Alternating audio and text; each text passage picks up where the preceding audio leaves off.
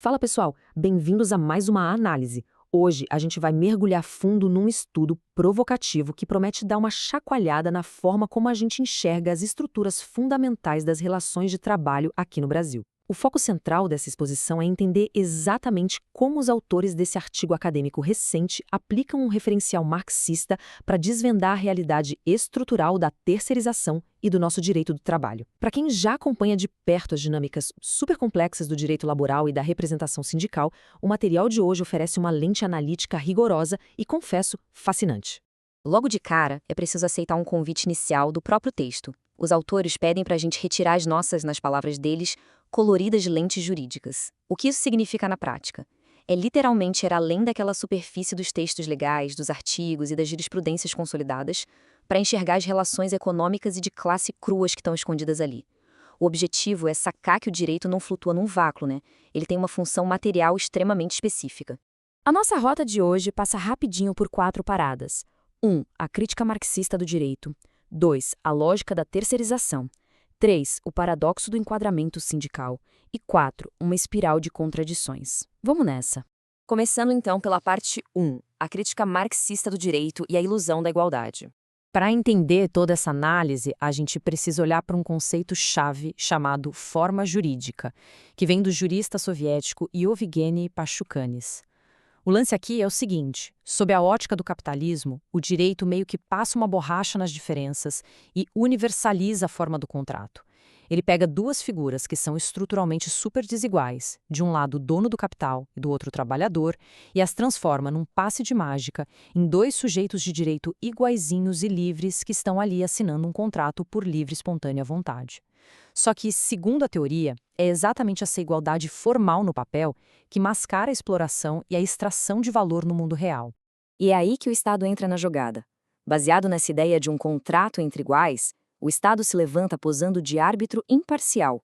Mas, de acordo com essa crítica pachucaniana que os autores trazem, essa pose toda de poder público neutro serve, no fim das contas, para garantir a pacífica reprodução das relações capitalistas. Ou seja, o conflito de classes é elegantemente convertido num mero litígio jurídico. Isso nos leva direto para a parte 2, a lógica da terceirização, ou a inovação da exploração. Dando uma olhada na linha do tempo que o estudo traça, a coisa fica bem clara. Lá na década de 1970, o mundo bateu de frente com uma crise pesada de superprodução, que derrubou as taxas de lucro. A resposta para isso? O toyotismo, que trouxe toda aquela onda de flexibilização e de enxugamento das fábricas nas décadas seguintes. Trazendo isso para o nosso contexto brasileiro, essa resposta histórica culminou nas mudanças legais de 2017, com a Lei 13.429, que abriu as portas de vez para a terceirização ampla e irrestrita. Durante muito tempo, a nossa Justiça do Trabalho tentou segurar a onda operando com aquela divisão jurídica super famosa. A atividade meio, onde a terceirização estava liberada, e a atividade fim, onde era proibida. Só que os autores demonstram que, sob a lente marxista, isso é uma ficção totalmente artificial. Na vida real, pouco importa se a pessoa está operando a máquina principal da indústria ou limpando o chão da fábrica. Ambos fazem parte do trabalhador coletivo e geram o tal do trabalho excedente, de onde sai a mais-valia. E é justamente por isso que a terceirização é vista no texto como uma ferramenta tão brutal. Rola o que eles chamam de subsunção hiperreal do trabalho. Basicamente, o trabalhador vira uma mercadoria num nível tão abstrato que uma empresa agora pode simplesmente comprar a força de trabalho em lote de uma outra empresa. O profissional perde a conexão com o tomador direto dos serviços dele, o que aprofunda muito a alienação e a precariedade. Entrando agora na parte 3. O paradoxo do enquadramento sindical e as contradições concretas do direito brasileiro. O grande nó dessa história toda começa lá no artigo 511 da CLT, que estabelece o chamado critério categorial. Em miúde, a lei brasileira obriga que o sindicato de quem trabalha seja definido não pela função exata que a pessoa exerce no dia a dia, mas sim pela atividade econômica principal da empresa que assina a carteira de trabalho dela. A ideia original até era boa, agrupar pessoas que compartilham as mesmas condições de vida, mas olha o que acontece na prática. Para expor a falha gigantesca dessa lógica na era da terceirização, o estudo lança uma provocação super prática. Vamos pensar no cotidiano.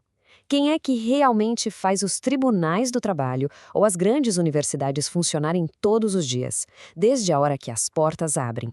É uma força de trabalho enorme, composta pelo pessoal da vigilância, da limpeza, ascensoristas, recepcionistas, copeiras. Todo esse pessoal está lá, imerso no ambiente diário dessas instituições. Só que detalhe, por serem contratados por empresas terceirizadas de locação de mão de obra, essas pessoas são simplesmente excluídas juridicamente da categoria principal do local onde elas passam a vida inteira trabalhando. Loucura, né? A contradição do sistema fica escancarada quando a gente olha para esse paralelo aqui. Quando o assunto é grandes conglomerados, tipo grupos econômicos e holdings, a justiça trabalhista usa o princípio da primazia da realidade para agrupar e manter os empregados na categoria do setor real que aquela holding atende. Faz todo sentido ter esse esforço para manter a unidade. Mas, curiosamente, quando a gente vira a chave para a terceirização, esse princípio some do mapa. Os trabalhadores são fragmentados e empurrados para longe da categoria principal. E essa disparidade foi meio que cravada na pedra com aquela famosa decisão do Supremo Tribunal Federal, o tema 725. O tribunal liberou geral a terceirização irrestrita, afirmando que qualquer atividade pode ser fatiada entre empresas. Mas o detalhe crucial é que o sistema legal escolheu ativamente não resolver o abismo sindical que isso causou. Eles reconhecem a subordinação de fato à produção global, mas negam a unidade de representação para essa mesma classe de trabalhadores. O que nos traz a nossa quarta e última parte? Uma espiral de contradições e a contradição desvelada. O alerta que o estudo faz aqui é muito forte. A terceirização, no fim das contas, foi só um balão de ensaio. Quando se abriu o precedente para isolar o trabalhador da sua categoria produtiva real usando esses malabarismos jurídicos, o caminho ficou totalmente livre para o que a gente vivencia o tempo todo hoje em dia, a uberização. É a radicalização extrema dessa individualização, onde cada pessoa passa a ser vista não mais como parte de um coletivo, mas como um pretenso microempresário isolado de qualquer poder de barganha coletivo.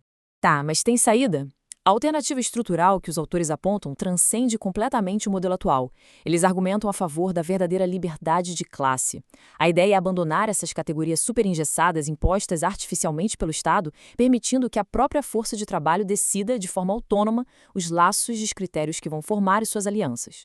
Para encerrar, a reflexão que o estudo deixa no ar é muito profunda. Fica o questionamento: se as engrenagens dessa forma jurídica são forjadas desde o início para garantir a acumulação em tempos de crise, será que é mesmo possível alcançar uma verdadeira libertação do trabalho operando exclusivamente dentro dessas mesmas regras legais? É uma provocação gigantesca para a gente repensar o futuro do nosso modelo de produção. Muito obrigado por acompanhar mais essa análise com a gente e até a próxima.